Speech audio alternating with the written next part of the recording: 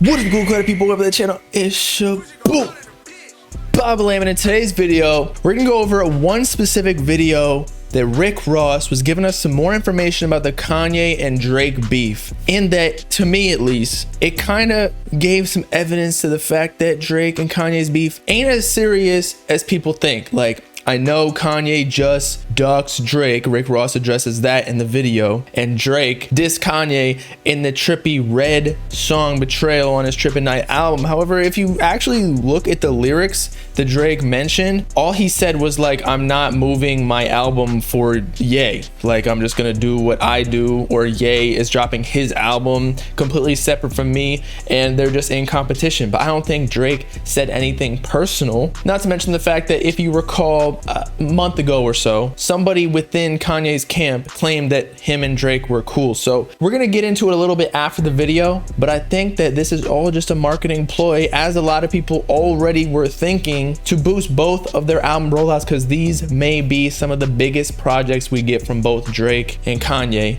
and both of them, their names are at like the top of the list in media right now. Anything Kanye does, anything Drake does is trending, okay? Especially when they involve the other person. So let's check out this video, and then I'll give y'all my thoughts on it a little bit after. But pay close attention to what Rick Ross said, and I'll point out afterwards if you didn't catch it. Because of who you are right now, the maturity that you have, that you're existing in, the vulnerability that you're in, the writing, and talking about hip hop, you work with both Drake and Kanye. Like, what is your thoughts right now about this dynamic that's happening with them right now on Instagram and going back and forth? I love it. I spoke with Drake last night. I loved it. Yeah. Right. I love it. And when we spoke, after we got off the phone, he sent me a text, and it was so powerful. He said, everything is unfolding. I'm about to be as free as a bird.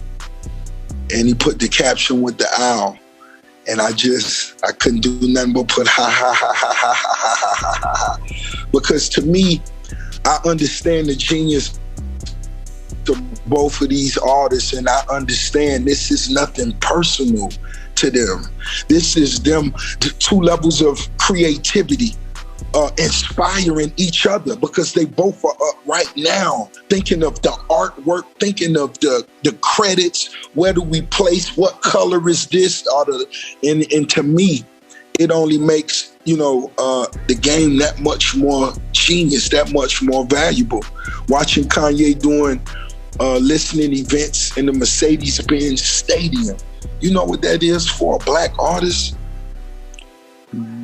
It wasn't many years ago they wouldn't even let a black man into those type of arenas. And now just to present my LP to some of my most valuable fans, we just gonna listen. I'm not gonna say one word. It was. I never thought hip hop would take it that far. Exactly. And that's why you gotta appreciate it. And I understand what Drake and Kanye is doing right now. And it's genius. They both inspiring each other.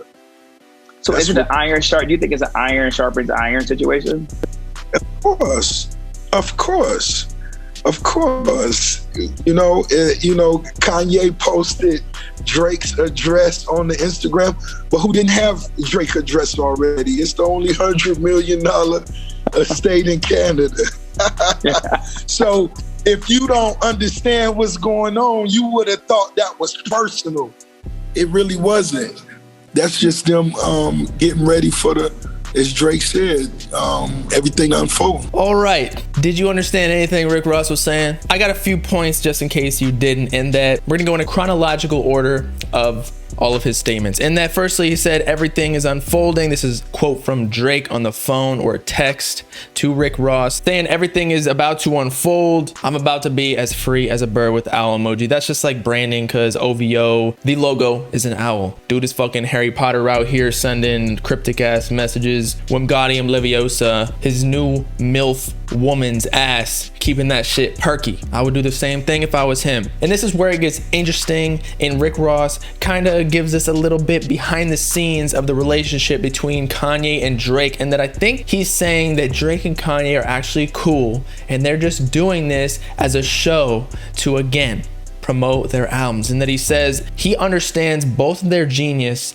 It's nothing personal. He literally says it's nothing personal. If it was personal, that would mean there's a beef, but if it's not personal, that just means they're doing it for like competition's sake and to poke fun at each other so that the fans start freaking out. Team Ye against Team Drake. And so when their release date comes, then fans are going to be streaming the shit out of their albums to boost their sales, to beat the other person. Even though, let's be real, Drake is just a way bigger artist. Not being a stan here, I'll tell y'all later on. I'm going to give an album review of whose album was better objectively. And lastly, within that part of the video, they're inspiring each other, going to great lengths. Kanye is doing his listening parties in the Mercedes-Benz Stadium. Now he's doing in Chicago, building a whole ass crib just to listen to his album for the third time, whereas Drake, I don't know what he's doing, but Drake doesn't really need to prove himself other than drop bangers on the radio and I guess diss Kanye on a track, which is what Drake is known for, taking shots at everybody. Then the interviewer says,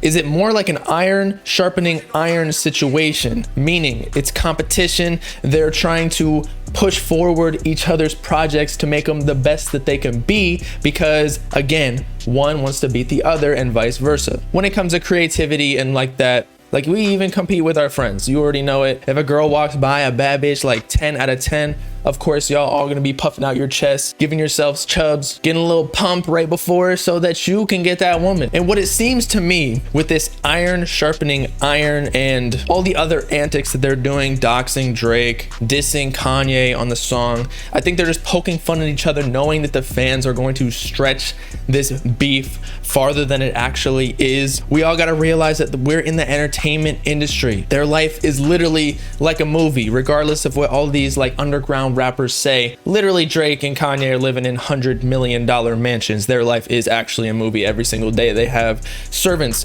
bringing champagne to them during interviews whenever they ring a little doorbell. And so before this, prior to all of their album rollouts, I assume, and this is just speculation, Drake and Kanye called each other up like, yo dog, you know what would blow up both of our albums that are dropping very close to each other? And then Kanye's like, who this? It's Drake, bro. What? I thought we were homies. And we find out it's just because God is the only contact in Kanye's phone, and Satan, aka Cardi. But Drake said we should start a little beef considering people already think that we hate each other, and get all the fans all riled up for our albums. Easy promo. Cardi and Uzi did it kind of with Eternal Take and a Whole Lot of Red back in April of 2020. Actually before that, because Uzi was saying that him and Cardi were not friends in December of 2019. And I assume a bunch of other rappers have done this before. Beef is like the biggest promo you can get other than like getting shot or dying or arrested. But lastly, at the very end, Rick Ross states explicitly, if you didn't know what was really going on,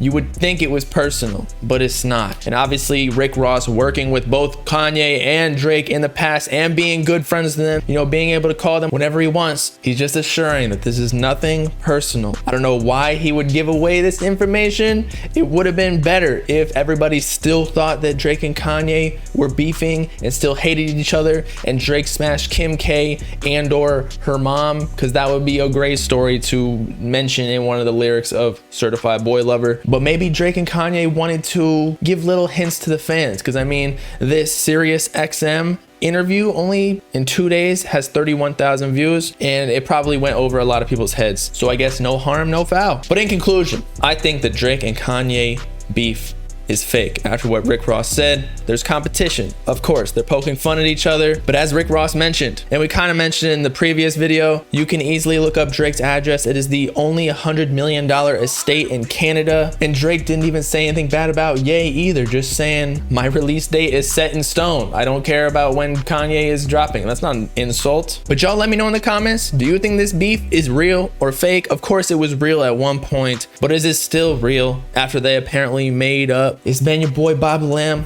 signing off. Make sure to like and subscribe to the Bob Gang if you would it. Peace out, Cloud people. Know what I'm saying?